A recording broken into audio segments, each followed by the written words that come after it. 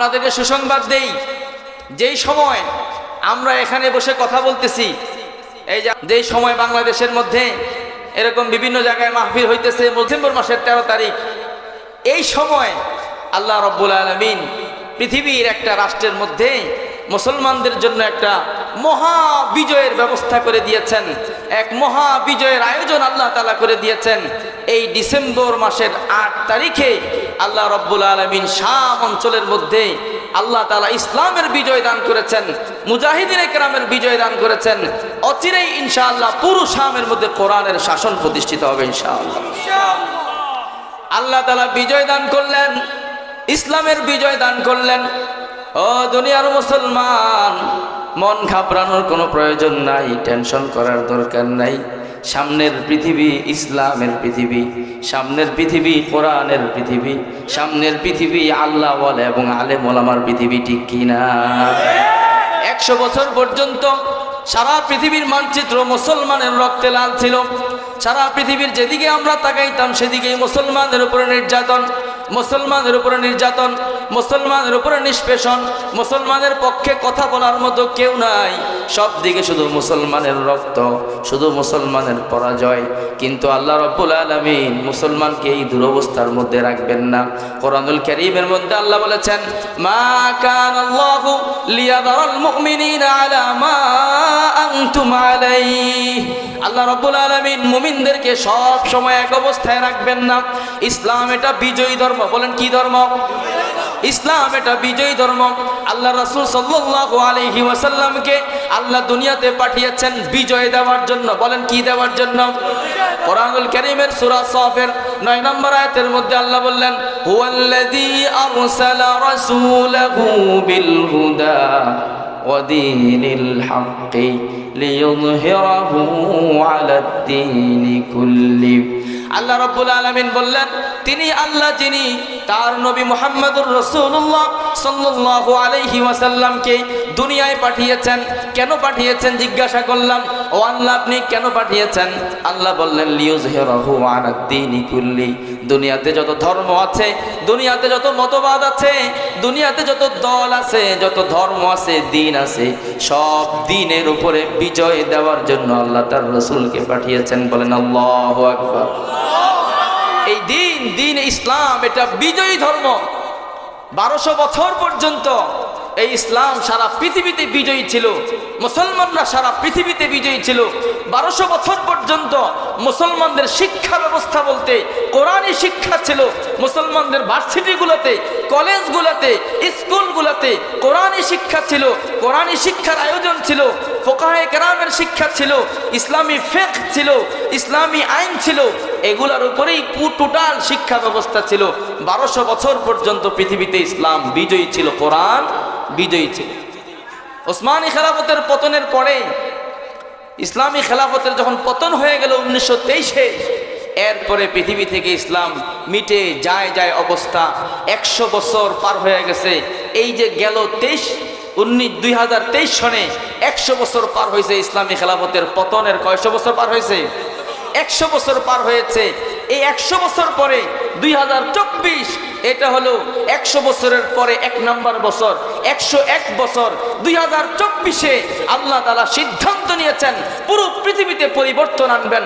2024-এর মধ্যে আল্লাহ তাআলা আমাদের চোখে আঙ্গুল দিয়ে দেখায় দিয়েছেন কিভাবে আল্লাহ তাআলা জালেমকে পৃথিবী থেকে বিদায় করেন, কিভাবে জালেমের শক্তিকে আল্লাহ তাআলা জমিনে মিটাইয়া দেন। আল্লাহ তাআলা 2024-এর 5ই আগস্ট আমাদেরকে দেখাইলেন বাংলাদেশের জমিনকে জালেমদের থেকে মুক্তি করে দিয়েছেন, ঠিক কি না? 2024-এর মাত্র 3-4 মাসের মাথায় এই ডিসেম্বর মাসের 8 তারিখে আল্লাহ রাব্বুল আলামিন আন্তর্জাতিক অঙ্গনে এক ভয়ঙ্কর জালেম বাশার আল আসাদ, তাকে আল্লাহ তাআলা নস্যাৎ করে দিয়েছেন, শেষ করে দিয়েছেন।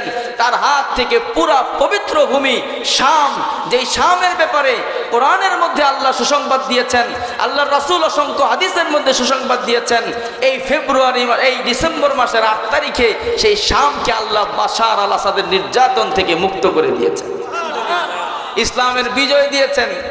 সুতরাং সামনের পৃথিবী কোরআনের পৃথিবী। কিসের পৃথিবী? কোরআনের পৃথিবী, ইসলামের পৃথিবী।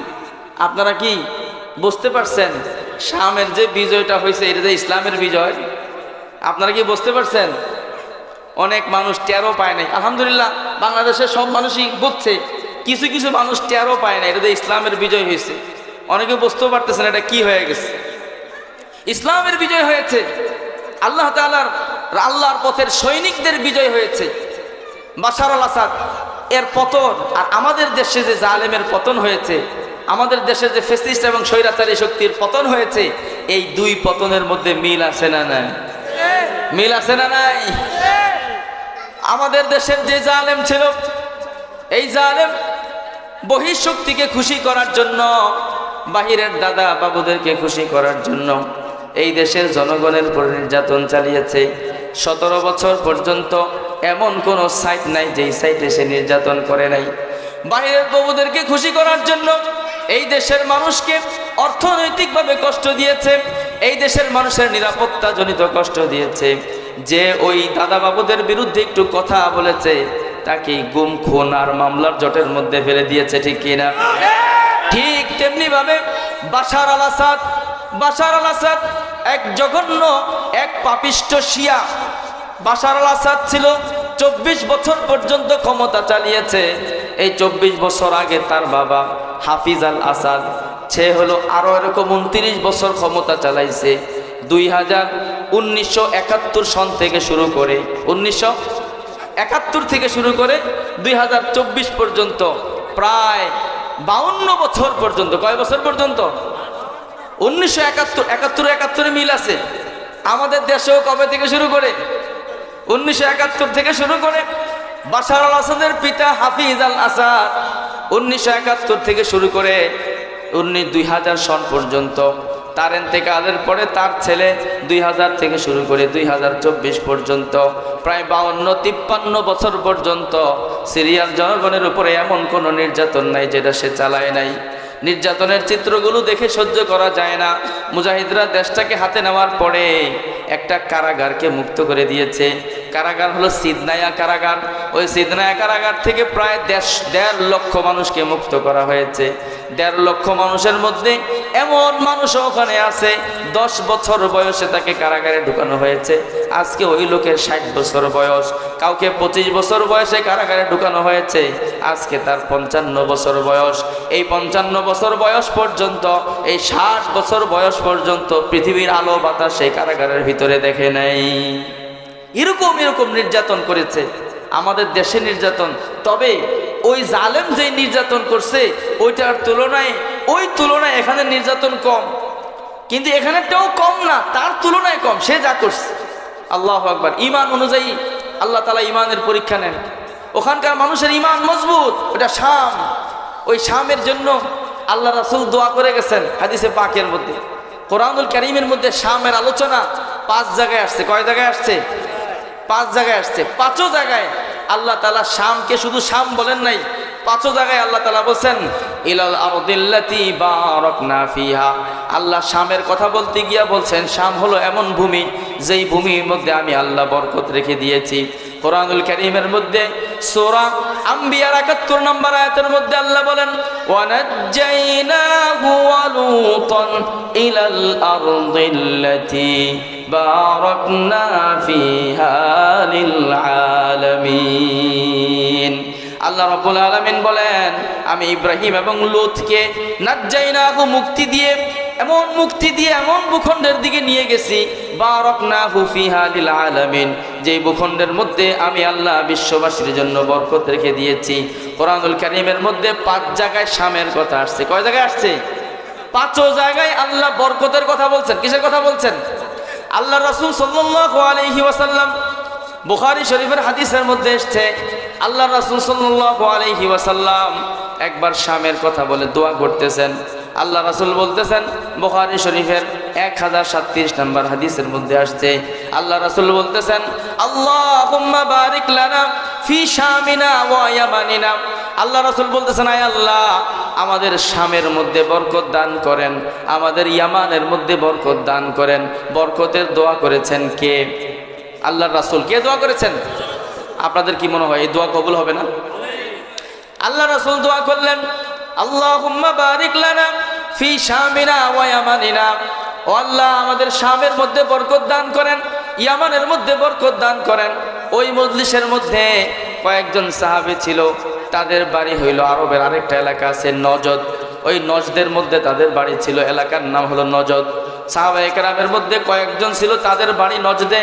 তারা আল্লাহর রাসূলকে বললেন, হুজুর দুই এলাকার নাম বললেন, শামের নাম বললেন, ইয়ামানের নাম বললেন, আমাদের নজদের নামটা বললেন না। হুজুর একটু আমাদের এলাকার জন্য বলেন, ওফি নাজদিনা, নজদের মধ্যে বরকত দান করেন, এই দোয়াটাও করেন। আল্লাহর রাসূল আবার দোয়া করলেন, আল্লাহুম্মা বারিক লানা ফি শামিনা ওয়া ইয়ামানিনা। দ্বিতীয়বারও বললেন, আয় আল্লাহ শামের মধ্যে বরকত দান করেন, ইয়ামানের মধ্যে বরকত দান করেন। 2 নাম্বার বার নজদের কথা বলেন নাই। এবার আবার তৃতীয়বার সাহাবী বলে, ও আল্লাহর রাসূল একটু নজদের কথা বলেন। তৃতীয়বারও আল্লাহর রাসূল দোয়া করলেন, আল্লাহুম্মা বারিক লানা ফি শামিনা ওয়া ইয়ামানিনা। ও আল্লাহ শামের মধ্যে বরকত দান করেন, ইয়ামানের মধ্যে বরকত দান করেন। তৃতীয়বার নজদের কথা যখন বললেন না, সাহাবীর মন খারাপ হয়ে যায়। আল্লাহর রাসূল বললেন, নজদের কথা কি বলবো, হুনাকা আজ-জালাজিল ওয়াল ফিতান, ওটা তো ফিতনার জায়গা, ওটা তো ভূমিকম্পের জায়গা, ওইটার কথা বলবো না। আমি যতবার বলবো শুধু শামের কথাই বলবো। শামের মধ্যে বরকত আছে না নাই? শামের মধ্যে বরকত। আল্লাহর রাসূল বলছেন, উকরুদারিল মুসলিমিনা বিশ-শাম, শেষ জমানায় একটা মহাযুদ্ধ হবে, মুসলমান এবং কাফেরদের সাথে এক মহাযুদ্ধ হবে। ওই যুদ্ধে আল্লাহ তাআলা ইসলামের বিজয় দান করবেন। ওই মহাযুদ্ধের সময় ইসলামের কেন্দ্র হবে, মুসলমানদের কেন্দ্র হবে শাম। মুসলমানদের কেন্দ্র হবে কি? এই কারণে আমি আলোচনা করতেছি আজকে এই বিষয়ের উপর লম্বা আলোচনা করার ইচ্ছা ছিল। এটা আলোচনাটা করতেছি এই জন্য, অন্য কেউ করবে কিনা বা করতেছি কিনা আমি জানি না, করতেছি এই জন্য যে ইসলামের মহাবিজয় অনেক সময় হয়ে যায়, আমরা না জানার কারণে এগুলোর খেয়াল থাকে না, খবর থাকে না। তো মনে হয় যে এই যে দেশে দেশে পৃথিবীতে কত যুদ্ধ হইতেছে, কত কিছু হইতেছে, এতে আমার আর কি আছে, এরকম মনে করে। অত ইসলাম অনেক দূর আগে চলে গেছে, আমি খবরও রাখি না। এই বিজয় ইসলামের বিজয়। যার অন্তরের মধ্যে ঈমান আছে, ইসলাম আছে, সে অবশ্যই এই বিজয়ে খুশি হবে, আনন্দিত হবে। ঠিক কি না? আমরা আনন্দিত কি না? আনন্দিত। পৃথিবী তৈরি হচ্ছে, পৃথিবী ইসলামের জন্য তৈরি হচ্ছে, কোরআনের জন্য তৈরি হচ্ছে। আল্লাহ রাসূল সাল্লাল্লাহু আলাইহি ওয়াসাল্লাম শামের জন্য বরকতের দোয়া করে গেছেন। আল্লাহ রাসূল সাল্লাল্লাহু আলাইহি ওয়াসাল্লাম শামের উপরে 20টা হাদিস আমার মুখস্থ আছে, 20টা হাদিস জিহাদের মধ্যে আছে। এই 20টা হাদিস আপনাদেরকে শোনানোর মতো সেই সময়ও নাই, আর আপনাদের সেই ধৈর্য থাকবে কিনা আমি জানি না। শুধু হাদিসের কথাগুলো আপনারা কতটুকু মজা পাবেন। আমি শামের একটা ঘটনা শোনাই। শাম এটা এমন এলাকা, এই এলাকায় মুসলমানরা যখনই প্রবেশ করেছে আল্লাহ তাআলা তখনই বিজয় দান করেছে। শামের মধ্যে মুসলমান যখনই গিয়েছে তখনই আল্লাহ তাআলা বিজয় দান করেছে। আজকে যে মসজিদে জুমার নামাজ হয়েছে, শামের উমাবি মসজিদ, শামের উমাবি মসজিদ, উমাবি মসজিদের মধ্যে বিজয় হয়েছে। উমাবি মসজিদের আজকে জুমা হয়েছে, জুমা পড়িয়েছেন শামের মুজাহিদিনে কেরাম যারা, তাদের নেতা যিনি, উনি জুমা পড়িয়েছেন। লক্ষ লক্ষ মানুষ ওখানে নারায়ে তাকবীর, আল্লাহু আকবার স্লোগান দিতেছে। আল্লাহু আকবার স্লোগানের মধ্যে আল্লাহ তাআলা এমন শক্তি রেখেছেন, আল্লাহু আকবার স্লোগান শোনার দ্বারা ইমানদারের ঈমান বেড়ে যায়, ইমানদারের ঈমানি শক্তি মজবুত হয়, আর কাফের ভয়ে থরথর করে কাঁপতে থাকে। ঠিক কি না? আপনারা আল্লাহু আকবার, লিল্লাহি তাকবীর, আল্লাহু আকবার, দ্বীন ইসলাম জিন্দাবাদ। আপনারা দেখেছেন, আপনারা দেখেছেন আগে বাংলাদেশের মানুষ আমাদেরকে স্লোগান মুখস্থ করানো হয়েছিল, স্লোগান শেখানো হয়েছিল, জয় বাংলা। এই জয় মুসলমানের স্লোগান হতে পারে? জয় এটা কোনো রামের স্লোগান হতে পারে, কোনো অমুসলিমের স্লোগান হতে পারে, কোনো হিন্দুত্ববাদীদের স্লোগান হতে পারে। মুসলমানের স্লোগান হবে নারায়ে তাকবীর, মুসলমানের স্লোগান হবে আল্লাহর নামে। কার নামে? আল্লাহর নামে। এই কারণে দেখেন আমাদের বাংলাদেশের মানুষ, ওই যে এক দেশে খেলা হয়েছে, গ্যালারির মধ্যে যারা এই খেলার পরে গ্যালারির দর্শক যারা ছিল তারা এক তাকবীরের আওয়াজ উঠাই দিছে। ওই তাকবীরের আওয়াজের কারণে, ওই সাউন্ডের কারণে হিন্দু যেগুলো ছিল এগুলোর সকলের প্রাণ নষ্ট হয়ে গেছে। ঠিক কি না? প্যান খারাপ হয়ে গেছে। এই কারণে তাকবীরের স্লোগান জায়গায় জায়গায় দিবেন, তাকবীরের স্লোগান হবে ইনশাআল্লাহ সামনের পৃথিবী আল্লাহু আকবারের পৃথিবী, ঠিক কিনা? তো শাম ভূমিটা এমন ভূমি, এই ভূমিতে যখন ইসলাম ঢুকেছে, মুসলমান ঢুকেছে, এখানে মুসলমানদের পরাজয় হয় না, বিজয় হয়েছে। একটা ঘটনা শোনাই আপনাদেরকে, শুনবেন আপনারা? শামের মধ্যে সর্বপ্রথম ইসলামের অভিযান, সর্বপ্রথম মুসলমানদের প্রবেশ। শামের ব্যাপারটা যেহেতু চলতেছে, শাম বিষয়ে আলোচনা করার দরকার আছে, শামকে জানার দরকার আছে। ইসলামের সূচনা হয়েছে মক্কা থেকে, ইসলামের পদচালনা শুরু হয়েছে মক্কা থেকে। আল্লাহ রাসূল বাইতুল্লাহর পাশ থেকে দাওয়াত দেওয়া শুরু করেছেন, 13 বছর মক্কার মধ্যে দাওয়াত দিয়েছেন। এরপরে সেখান থেকে হিজরত করে মদিনায় গিয়েছেন। ইসলামের শুরুর খেলাফত, ইসলামের শুরুর কেন্দ্র হইল মক্কা এবং মদিনায়। ইসলামের শেষ যুগের কেন্দ্র হবে শাম, শামের মধ্যে কেন্দ্র হবে। এই কারণে দেখেন শামকে আল্লাহ তাআলা সেটিং দিতেছে, শামকে আল্লাহ তাআলা সাজাইতেছে, শেষ যুগের কেন্দ্র বানানোর জন্য শামকে আল্লাহ তাআলা সাজাইতেছে। আল্লাহ রাসূল সাল্লাল্লাহু আলাইহি ওয়াসাল্লাম বলেন, লা তাজালু ইসাবাতুম মিন উম্মতি, আমার উম্মতের একটা দল, ইউকাতিলুনা ফি আবওয়াবি দিমাশক ওয়া মা হাওলাহু ওয়া ফি আবওয়াবি বাইতুল মাকদিস ওয়া মা হাওলাহু।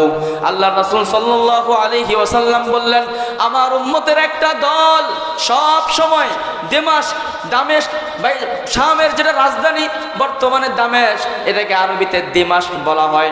আল্লাহ রাসূল বললেন, এই দামেস্কের আশেপাশে আমার উম্মতের একটা দল সব সময় কিতাল করতে থাকবে, সব সময় জিহাদ করতে থাকবে, এবং বাইতুল মাকদিসের আশেপাশে সব সময় একটা দল কিতাল এবং জিহাদ করতে থাকবে।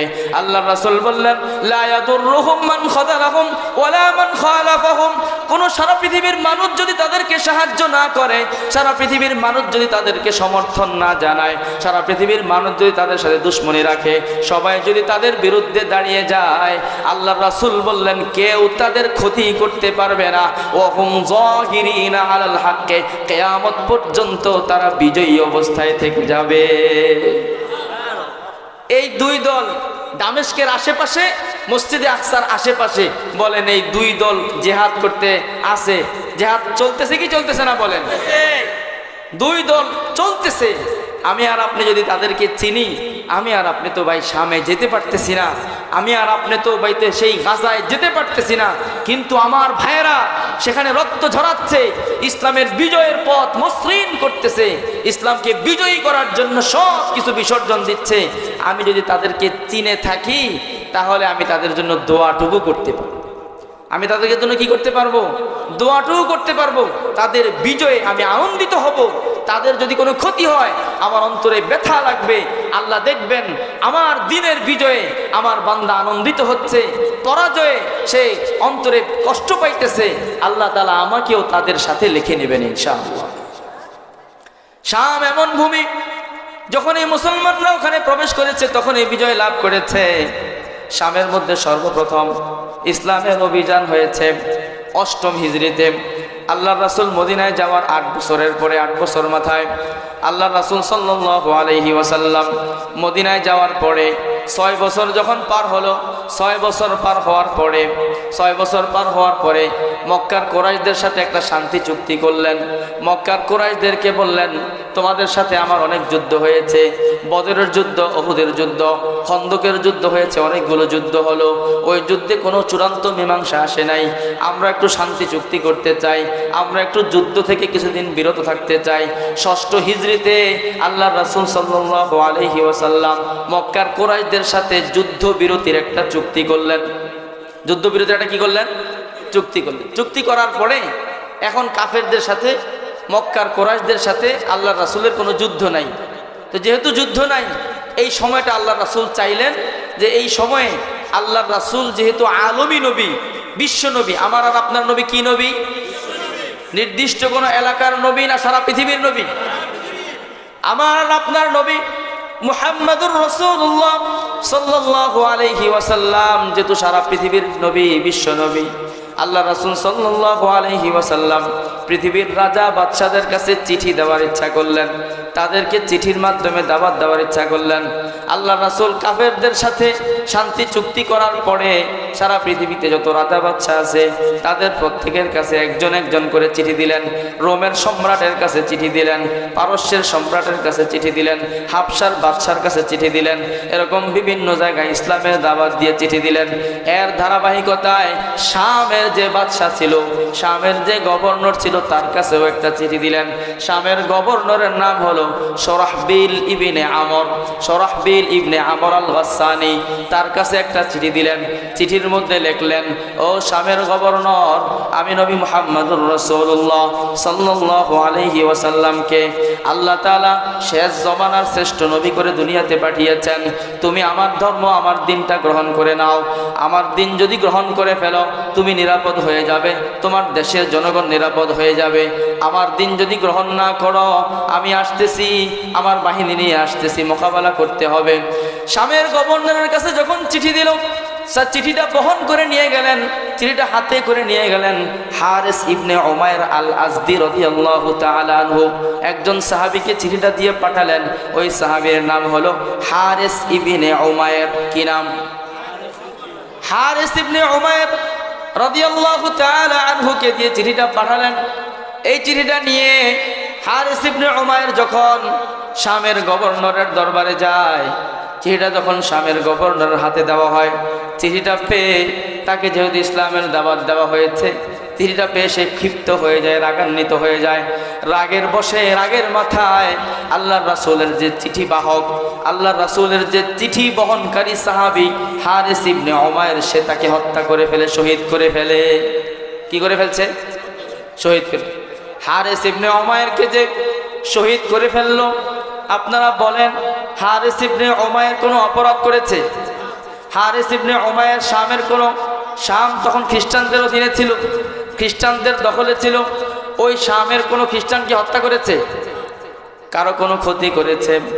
নিরপরাধ নিষ্পাপ একজন মানুষকে হত্যা করে ফেললো রাগের কারণে, তার অহমিকা এবং অহংকারের কারণে হত্যা করে ফেললো। এবার বলেন, একজন মুসলমানকে যদি কেউ অন্যায়ভাবে কোনো কাফের হত্যা করে, ইসলামের মধ্যে এর জন্য কোনো বিধান আছে না নাই?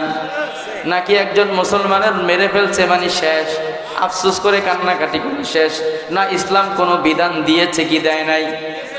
ইসলাম কি বিধান দিয়েছে?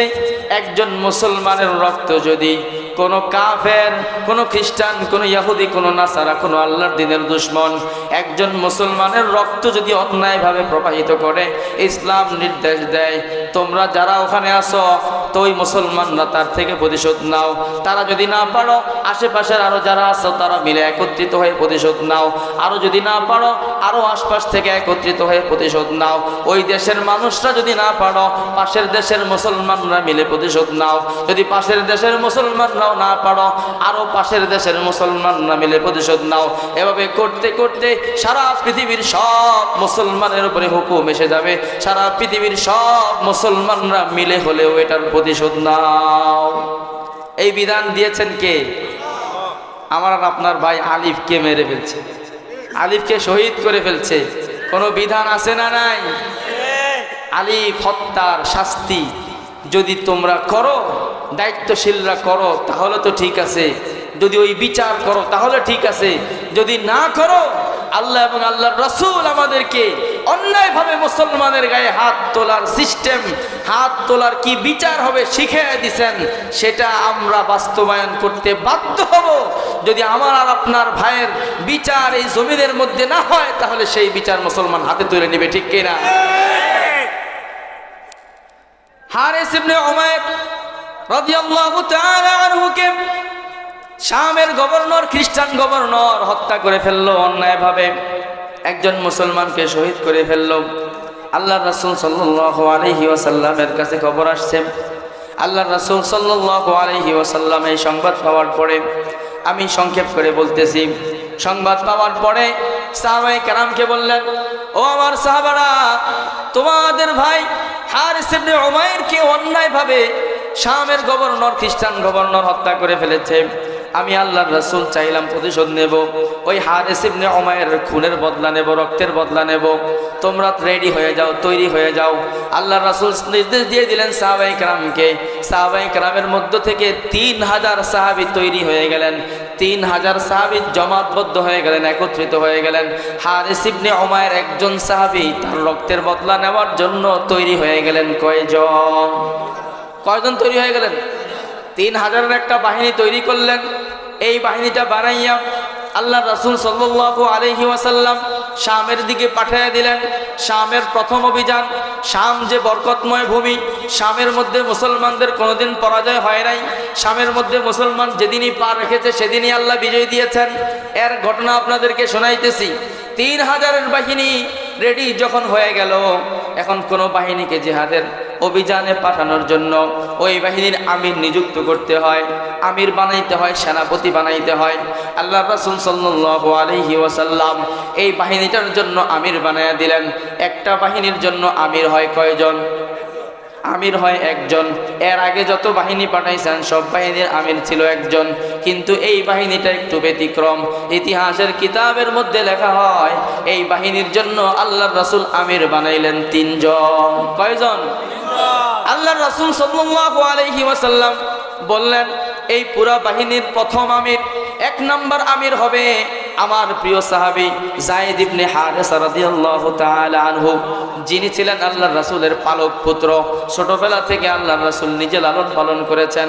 আল্লাহ রাসূল বললেন এই যেই শামের বিরুদ্ধে যেই বাহিনী যাবে 3000-এর, এই 3000-এর 1 নম্বর সেনাপতি, 1 নম্বর আমির হবে যায়েদ ইবনে হারেসা। এরপরে বললেন যায়েদ ইবনে হারেসা যদি শহীদ হয়ে যায় 2 নম্বর আমির হবে জাফর ইবনে আবি তালেব। জাফর ইবনে আবি তালেব হলেন আল্লাহর রাসূলের চাচাতো ভাই, আলী রাদিয়াল্লাহু তাআলা আনহুর আপন ভাই। 2 নম্বর আমির হবে জাফর ইবনে আবি তালেব।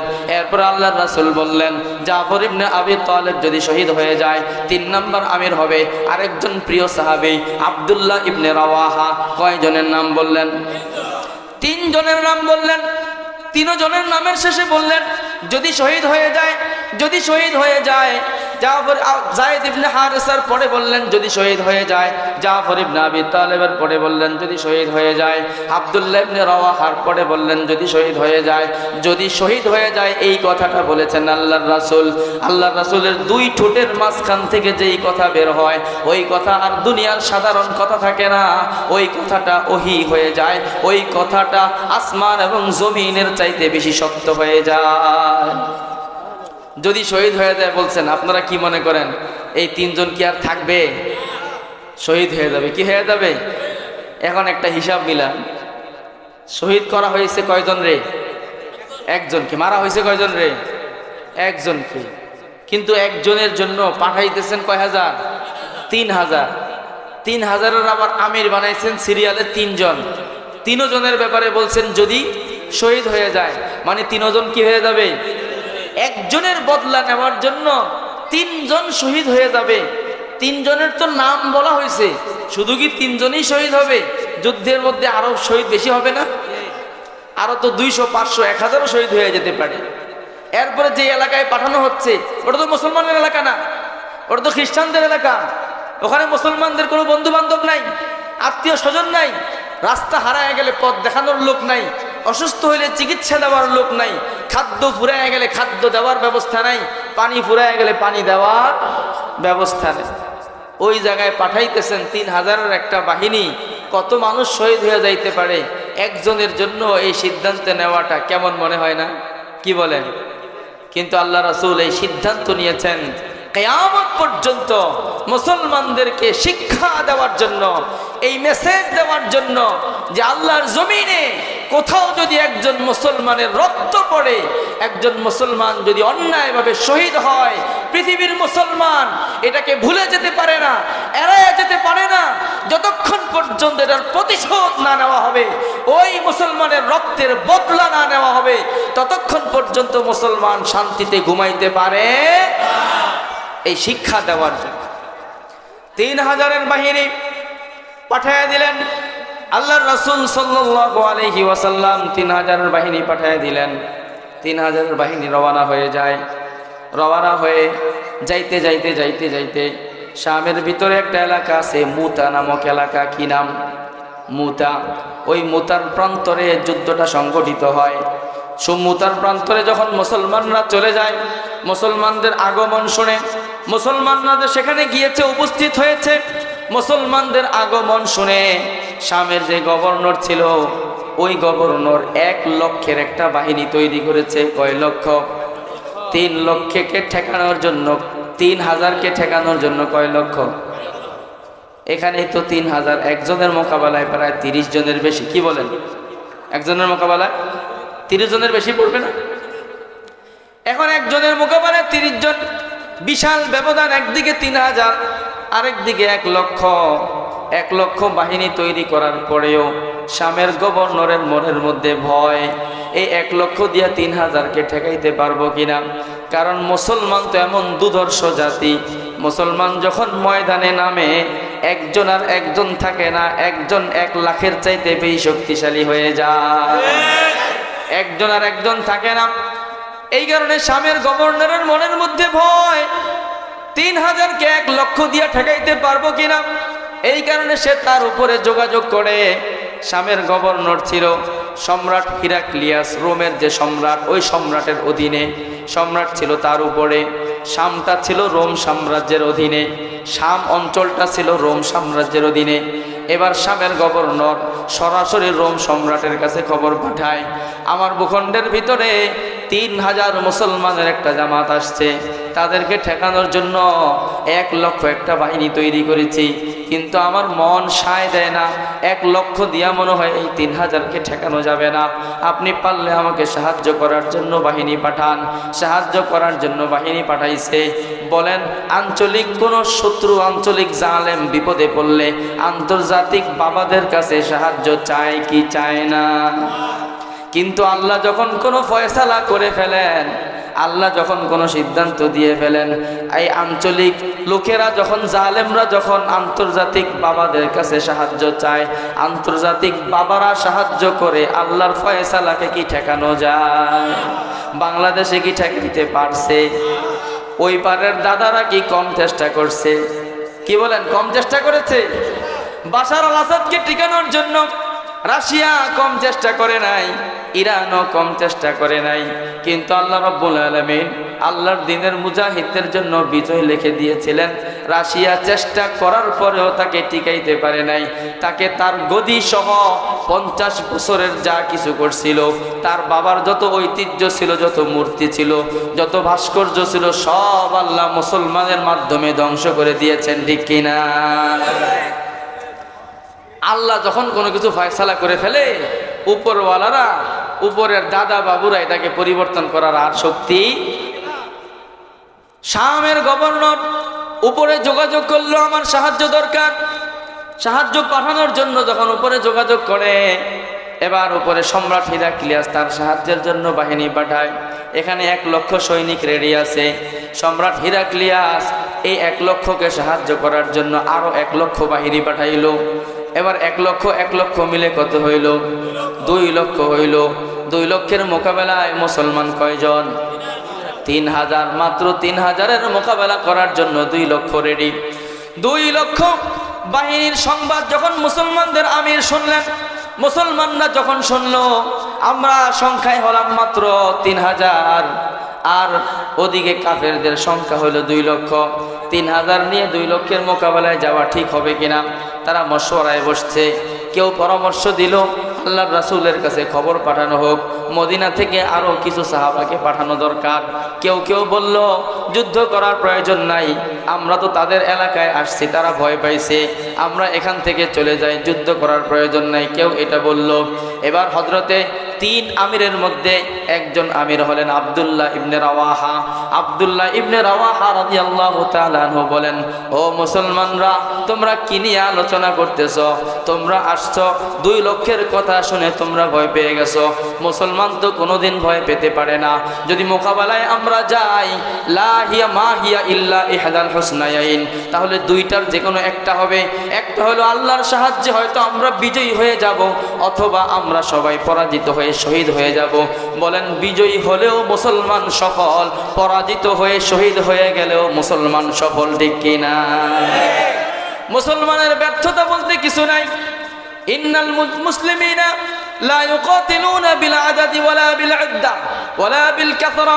মুসলমান সংখ্যা দিয়ে যুদ্ধ করে না, মুসলমান বাহ্যিক শক্তি দিয়ে যুদ্ধ করে না, মুসলমান বাহ্যিক বাহিনী দিয়ে যুদ্ধ করে না, মুসলমান যুদ্ধ করে একজনের শক্তি দিয়ে। জোরে বলেন তিনি কে?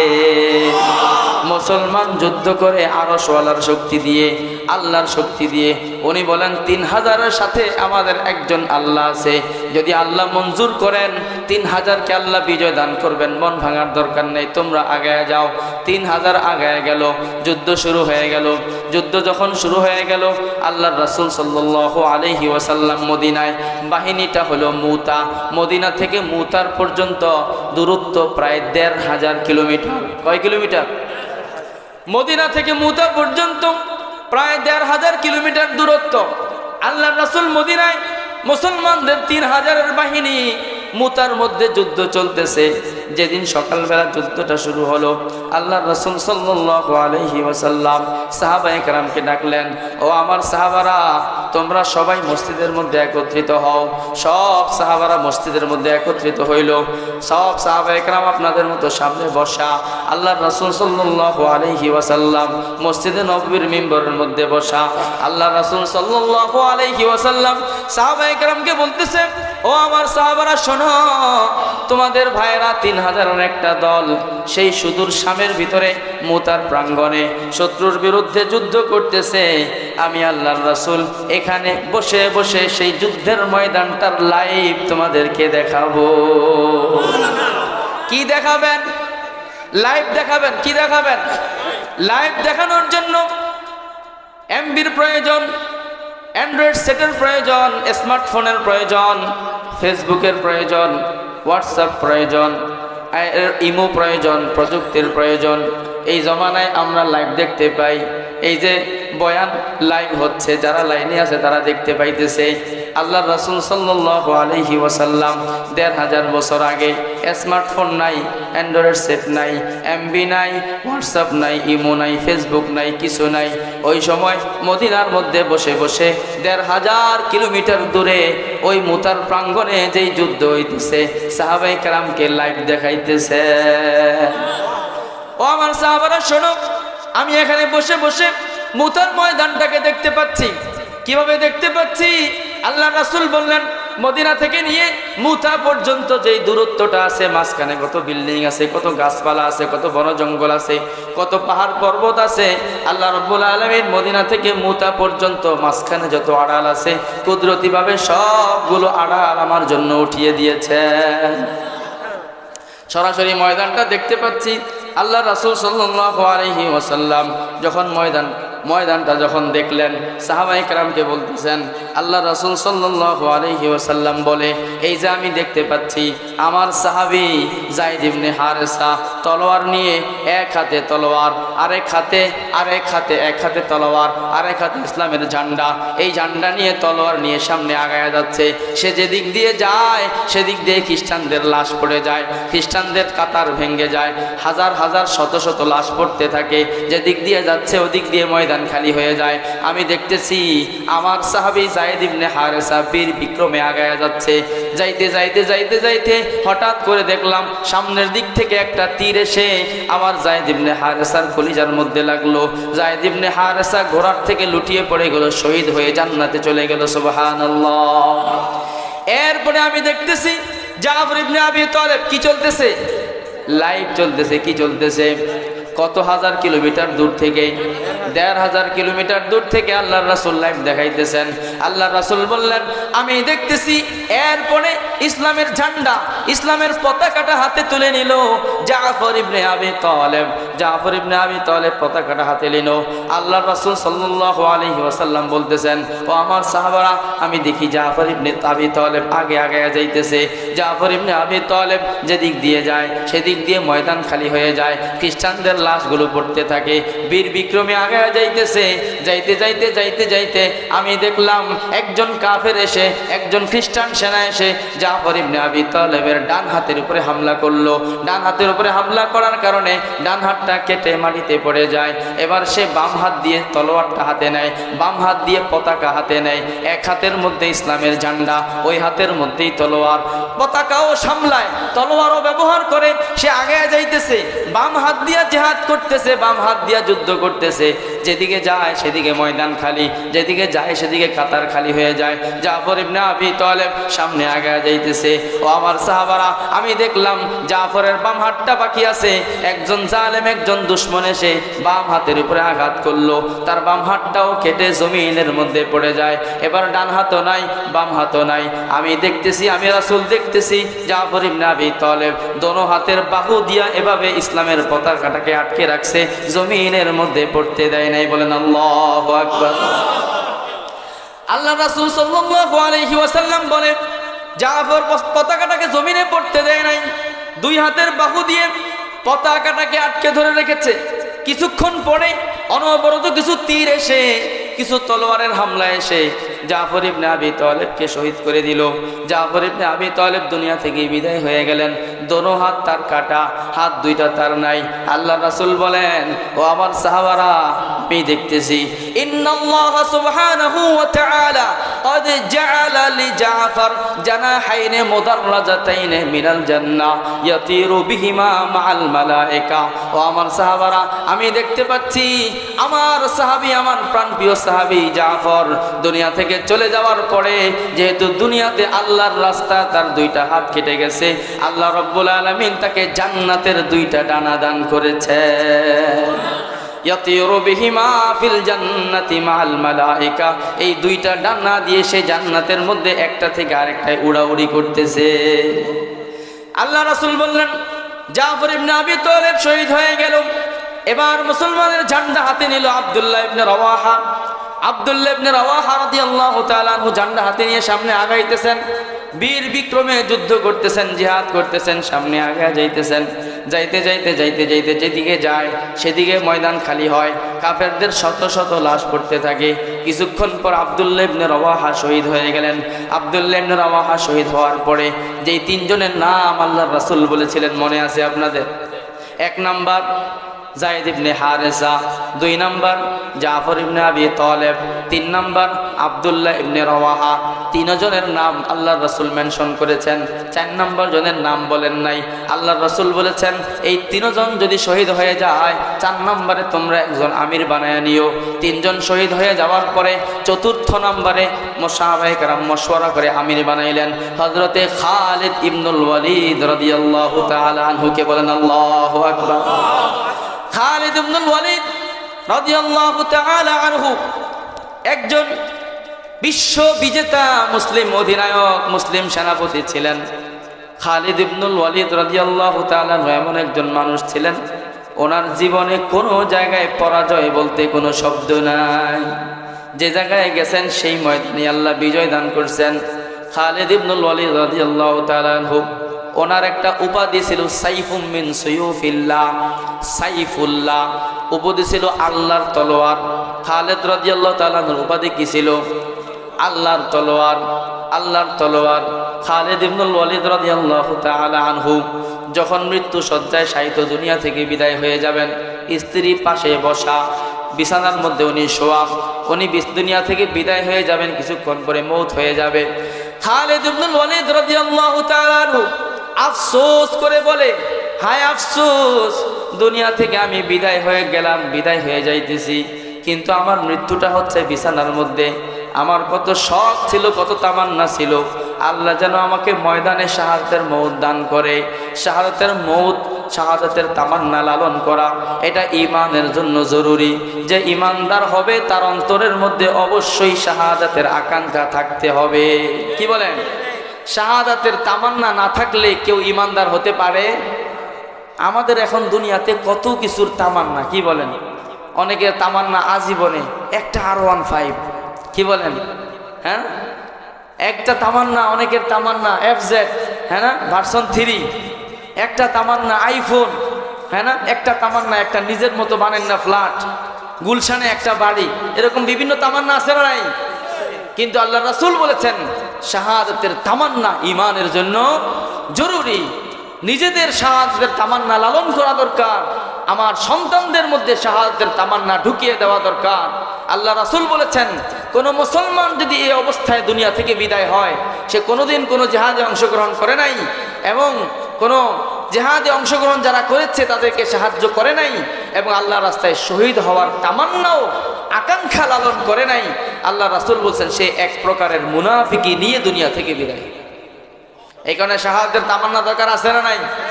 সুসংবাদ দিয়ে দিই আপনাদেরকে, আল্লাহ রাসূল সাল্লাল্লাহু আলাইহি সাল্লাম বলছেন, মুসলিম শরীফের মধ্যে 1909 নম্বর হাদিস, আল্লাহ রাসূল সাল্লাল্লাহু আলাইহি ওয়াসাল্লাম বলেন, মান সাআলাল্লাহ শাহাদা সিদকাম মিন কলবিহি, মান সাআলাল্লাহ শাহাদাতা সিদকাম মিন কলবিহি বাল্লাগাহুল্লাহু মানাজিলাশ শুহাদা ওয়া ইন মাতা আলা ফিরাশিহি।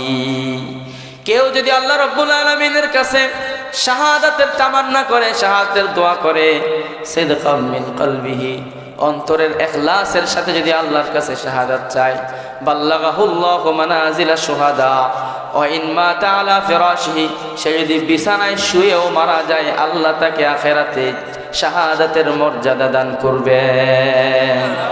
এইখানে চাইবেন তো আল্লাহর কাছে। আরে সময় কাছাকাছি, এই সময় চলতেছে, আপনারা মনে করেন না যে আমরা খুব বেশি দিন পর্যন্ত স্থির থাকতে পারবো, বেশি দিন স্বাভাবিক থাকতে পারবো, এটা মনে করেন না। আমরা যতই শান্তিতে থাকতে চাই, দাদা বাবুরা আমাদেরকে শান্তিতে থাকতে দিবে না। এই কারণে ঈমান বানাইতে হবে, সিদ্ধান্ত নিতে হবে, সামনের পৃথিবী ঈমানদারদের পৃথিবী। ঈমানের লাইনে যে যত মজবুত হবে, আল্লাহ তাআলা তাকে তত বেশি কাজে লাগাবেন, তত বেশি কাজে লাগাবেন। হযরত খালিদ ইবনুল ওয়ালিদ আফসোস করতেছে, হায় রে, কতগুলো যুদ্ধ করলাম জীবনে, কিন্তু সবগুলো যুদ্ধের মধ্যে আমার ইচ্ছা ছিল যে আমি শহীদ হব। কোন যুদ্ধের মধ্যে, উনি বিভিন্ন যুদ্ধের মধ্যে লৌহ বর্ম ব্যবহার করতেন না। আগেকার জমানায় বর্তমানে যেমন বুলেট প্রুফ জ্যাকেট ব্যবহার করে সেনাবাহিনীরা, সৈনিকরা যুদ্ধের ময়দানে যারা যায়, তারা বুলেট প্রুফ জ্যাকেট, হেলমেট, এরপরে শরীরের নিচে বুলেট প্রুফ বিভিন্ন পোশাক ব্যবহার করে। ওই জমানায়, তৎকালীন জমানায় এরকম বুলেট প্রুফ ছিল। ওই সময় তো বুলেট ছিল না, তলোয়ারের যুদ্ধ ছিল। ওই সময় লৌহ কর্ম ছিল, লোহা দিয়ে বানানো এক ধরনের পোশাক ছিল। খালিদ ইবনুল ওয়ালিদ কোন যুদ্ধের মধ্যে লৌহ বর্ম ব্যবহার করতেন না। উনি বলেন, আমি নিজেকে বাঁচাবো কেন, আমি তো জিহাদে যাই নিজেকে শহীদ করার জন্য। খালিদ ইবনুল ওয়ালিদ বলে, হায় রে, জীবনে কতগুলো জিহাদ করলাম, কত জিহাদে শহীদ হওয়ার তামান্না করলাম, কিন্তু শহীদ হইতে পারলাম না। আজকে বিছানায় শুয়ে শুয়ে আমার দুনিয়াটা শেষ হয়ে যাচ্ছে, জীবনটা শেষ হয়ে যাচ্ছে। এই কথা বলতেছেন, আফসোস করতেছেন আর কান্না করতেছেন। ওনার স্ত্রী ওনাকে সান্ত্বনা দেয়, ও গো আমার প্রাণের স্বামী, আপনি কেন কান্না করেন, কেন আফসোস করেন? আপনি কি জানেন না আল্লাহ এবং আল্লাহর রাসূল আপনাকে কি উপাধি দিয়েছে? আল্লাহর রাসূল তো আপনাকে বলেছেন, আনতা সাইফুল্লাহ, আপনি হলেন আল্লাহর তরবারি। আল্লাহর তরবারি মানে এমন তরবারি, পৃথিবীর সব তরবারি ভেঙে যেতে পারে, আল্লাহর তরবারি কোনোদিন ভাঙতে পারে না। আপনাকে যেহেতু আল্লাহর রাসূল আল্লাহর তরবারি বলেছেন, এই কারণে পৃথিবীর যেই ময়দানে গেছেন, আপনার সামনে সব তলোয়ার ভেঙে গেছে, আপনি কোনোদিন ভাঙেন নাই। বলেন আল্লাহু আকবার। খালিদ ইবনুল ওয়ালিদ 4 নম্বরে ইসলামের পতাকা নিলেন, সেনাপতি হয়ে গেলেন। মুসলমানদের বাহিনীর সদস্য সংখ্যা হইল, জোরে বলেন কয় হাজার? 3000। এর মোকাবেলায় খ্রিস্টান বাহিনী কয় লাখ? 2 লাখ। খালিদ ইবনুল ওয়ালিদ যখন নেতৃত্ব হাতে নিলেন, সেনাপতিত্ব হাতে নিলেন, 3000 বাহিনী নিয়ে অল্প কিছুক্ষণ ময়দানের মধ্যে কয়েকটা নাড়াচাড়া দিলেন। অল্প কিছুক্ষণের মধ্যে 3000-এর বাহিনীকে 2 লাখের উপরে আল্লাহ বিজয় দিয়ে দিলেন। শাম এটা বরকতের ভূমি। কিসের ভূমি? বরকতের ভূমি। এই ভূমিতে ইসলাম কোনোদিন পরাজিত হয় না। এই ভূমিতে আজকে এই 2024 সালের 8ই ডিসেম্বরে আল্লাহ তাআলা ইসলামের আবার বিজয় দান করেছেন। এখান থেকে একটা মেসেজ পাওয়া যায়, ইনশাআল্লাহ আন্তর্জাতিক অঙ্গনে পুরো বিশ্ব পরিমণ্ডলে ইসলামের বিজয় যাত্রা শুরু হয়ে গিয়েছে। এই যাত্রা থামবে না, সারা পৃথিবীর প্রতিটা প্রান্তে ইসলাম প্রতিষ্ঠিত হওয়ার আগ পর্যন্ত এই যাত্রা চলতেই থাকবে, ঠিক কিনা? এর জন্য আমাদের এই বিজয় যাত্রার মধ্যে অংশগ্রহণের ইচ্ছা আছে না নাই? এর জন্য আমাদেরকে তৈরি হতে হবে, আমাদের নিজেদেরকে সাজাইতে হবে, আমাদের আমলকে বানাইতে হবে, আমাদেরকে প্রস্তুত করতে হবে। যেই মানুষটা ফেসবুকের মধ্যে নায়ক নায়িকাকে ফলো করে, রাত্রেবেলা শুয়ে শুয়ে নাউজুবিল্লাহ তার নাম আমি নেব না, অমুক নায়িকার ছবি দেখে, অমুক নায়িকার দৃশ্য দেখে ওই লোকেরে আল্লাহ ইসলাম বিজয়ের এই কাফেলায় জড়াবেন। যেই লোকটা 5 ওয়াক্ত নামাজ পড়ে নাই, আমলের উপরে ওঠে নাই, যেই লোকটা নিজেকে খালেস মুসলমান বানায় নাই, তাকে আল্লাহ জড়াবেন না। যেই লোকটা তার মেয়েটাকে ইসলামী শিক্ষায় শিক্ষিত করে নাই, ছেলেটাকে ইসলামী শিক্ষায় শিক্ষিত করে নাই, ছেলেটাকে ডাক্তার বানাইছে ঠিক, কিন্তু ছেলেটা কোরআন পড়তে পারে না, মেয়েটাকে অনেক কিছু বানাইছে কিন্তু মেয়েটা কোরআন পড়তে পারে না, মনে করেন ওই লোকটাকে আল্লাহ এই কাফেলায় শরীক করবেন? এই কারণে সামনের পৃথিবী ইসলামের পৃথিবী, আমরা অভিভাবক যারা আছি আমরা নিজেরাও তৈরি হয়ে যাই, আমাদের সন্তানদেরকেও তৈরি করে ফেলি। হযরতে ওমর রাদিয়াল্লাহু তাআলা আনহুর দরবারে একজন লোক এসে বলতেছে, খলিফাতুল মুসলিমিন, আমার এই সন্তানটা আমার কথা শোনে না, তার মায়ের কথা শোনে না, বেয়াদবি করে। খলিফাতুল মুসলিমিন তাকে বললেন, সে তোমার কথা শোনে না, শিশুবেলায় ছোট্টবেলায় তুমি তাকে কোরআনের শিক্ষা দিয়েছিলে কিনা, তুমি তাকে কোরআনের আদব শিখাইছিলে কিনা? বলে না, আমি সে আদব শিখাইতে পারি নাই। তখন ওই খলিফাতুল মুসলিমিন জবাব দেয়, ওরে আল্লাহর বান্দা, এই সন্তানকে আল্লাহ তোমার সাথে বেয়াদবি করার কারণে যেমন পাকড়াও করবেন, তুমি যে এই ছেলেটাকে কোরআনের শিক্ষা দেও নাই, এই জন্য এর আগে তোমাকে আল্লাহ পাকড়াও করবেন। এই কারণে সন্তানকে কোরআন হাদিসের শিক্ষা দেওয়া দরকার আছে না নাই? কোরআন হাদিসের শিক্ষা ছাড়া সন্তান কখনো প্রকৃত মানুষ হতে পারে না। এই কারণে এই যে ডিসেম্বর মাস চলতেছে, সামনে জানুয়ারি মাস, সিদ্ধান্ত নিয়ে নেন, যাদের ছেলে আছে, যাদের মেয়ে আছে, সিদ্ধান্ত নিয়ে নেন, অন্য সব শিক্ষা এগুলো পরে, এগুলো দেওয়া যাবে ইনশাআল্লাহ, কিন্তু তার স্ট্রাকচার, তার বুনিয়াদ, ফাউন্ডেশনে আমি তাকে কোরআনের শিক্ষাটা দেব।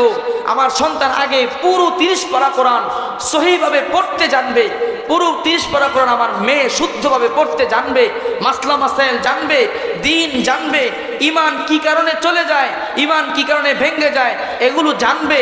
সব জানার পরে এরপরে অন্য শিক্ষায় যাবে, এই একটা সিদ্ধান্ত আমরা নিয়ে নিতে পারি না? আর যদি তাকে কোরআনী শিক্ষা না দিয়ে, দ্বীনি শিক্ষা না দিয়ে, ইমানি শিক্ষা না দিয়ে প্রথম থেকেই আপনি তাকে ইংলিশ মিডিয়াম, অমুক মিডিয়াম, তমুক মিডিয়ামে পড়ান, তাহলে ঘটনা যেটা ঘটবে সেটা বলি। আপনার মেয়ে জন্ম হয়েছে মেয়ে অবস্থায়, দুনিয়াতে আসছে মেয়ে অবস্থায়, এই শিক্ষা শিখার পরে নাউজুবিল্লাহি তাআলা ষড়যন্ত্রকারী ফিতনাবাজরা যা কিছু ঢুকাইতেছে শিক্ষার পাঠ্যপুস্তকের মধ্যে ঢুকাইতেছে, দুনিয়াতে আসছিল মেয়ে অবস্থায়, বড় হয়েছে মেয়ে অবস্থায়, অনেক দিন পরে গিয়া হঠাৎ বলবে যে আমি তো আসিলাম মেয়ে, কিন্তু এখন আমি মনে মনে ছেলে। এরকম আছে না নাই? আসিলাম মেয়ে কিন্তু আমি এখন মনে মনে ছেলে। আপনার ছেলেটা বলবে আসিলাম ছেলে, মনে মনে হয়ে গেছি মেয়ে। এরকম মুসলমানের সন্তান ছেলে মেয়ে, মেয়ে ছেলে, এই ট্রান্সজেন্ডারের ফিতনা আছে না নাই? এই ফিতনা কি মাদ্রাসায় আছে? নাউজুবিল্লাহ তাআলা। এই কারণে আপনার সন্তানকে কোরআনের মৌলিক শিক্ষাটা দিয়ে ফেলেন। মৌলিক শিক্ষা দেওয়ার জন্য যাদের সন্তান আছে অল্প বয়সী, মাদ্রাসায় ভর্তি করাইয়া দেন। 11:30 বেজে গেছে, আমি হুজুরের সাথে কথা বলছিলাম, সেই 9টায় আসবো, 10টা পর্যন্ত আলোচনা করব, চলে যাব। কিন্তু আমি বসছি 10:30টায়, এই 11:30 পর্যন্ত, 12টা পর্যন্ত মাহফিল করে আশেপাশের মানুষকে কষ্ট দেওয়া, এটাও এক ধরনের নিষিদ্ধের কাতারের মধ্যে পড়ে। তাও যেহেতু বসছি কিছু কথা বলার জন্য, শামের প্রসঙ্গ শুরু করছিলাম, এটার উপরে ঘটনা শুনাইলাম। শামের মধ্যে ইসলামের পতাকা উড্ডীন হয়ে গেছে। সেই মসজিদ, যেই মসজিদের মধ্যে শেষ জমানায় দাজ্জালকে ধ্বংস করার জন্য ঈসা আলাইহিস সালাতু ওয়াস সালাম অবতরণ করবেন মসজিদে উমাইয়া। সেই মসজিদ এখন আল্লাহর বান্দাদের হাতে চলে আসছে। এই মসজিদের মধ্যেই ইয়ানজিলু ঈসা ইবনে মারইয়াম আলাল মানারাতিল বাইদা শারকিয়্যা দিমাশক। আল্লাহ রাসূল সাল্লাল্লাহু আলাইহি ওয়াসাল্লাম বলছেন, দিমাশকের পূর্ব দিকে এক মসজিদ আছে, ওই মসজিদের সবুজ সাদা মিম্বর, শুভ্র মিম্বর, সাদা মিম্বরের উপরে ঈসা আলাইহিস সালাতু ওয়াস সালাম নেমে আসবেন। নেমে আসার পরে ঈসা আলাইহিস সালাতু ওয়াস সালামের নাক থেকে, মুখ থেকে যে নিঃশ্বাস বের হবে, এই নিঃশ্বাস যে ইহুদির গায়ে লাগবে, লাগার সঙ্গে সঙ্গে ইহুদি ওখানেই পড়ে মারা যাবে, ওখানেই পরে শেষ হয়ে যাবে। যেই মসজিদে উনি নামবেন, সেই মসজিদ জালেমের হাত থেকে, কাফেরের হাত থেকে মুক্ত হয়ে আল্লাহর পেয়ারা বান্দাদের হাতে চলে আসছে। এর মানে হইল বিজয়ের চূড়ান্ত ফয়সালা হয়ে গেছে। এখন আর পিছনে থাকার সুযোগ নাই। মুসলমানরা নিজেদেরকে প্রস্তুত করেন, নিজেদের সন্তানদেরকে প্রস্তুত করেন, নিজের পরিবারটাকে প্রস্তুত করেন। সামনের পৃথিবী ইসলামের পৃথিবী। কিসের পৃথিবী? আল্লাহ তাআলা আমাদের সবাইকে আমাদের সন্তানাদি পরিবার পরিজন নিয়ে 100% শতভাগ ইসলামের উপরে ওঠার তৌফিক দান করেন। ইসলামের এবং দ্বীনের যে বিজয় ধারা চালু হয়েছে, এই বিজয় ধারার মধ্যে অংশগ্রহণ করার তৌফিক দান করেন। ওয়া আখিরু দাওয়ানা আলহামদুলিল্লাহি রাব্বিল আলামিন। আমরা সবাই কয়েকবার দুরূদ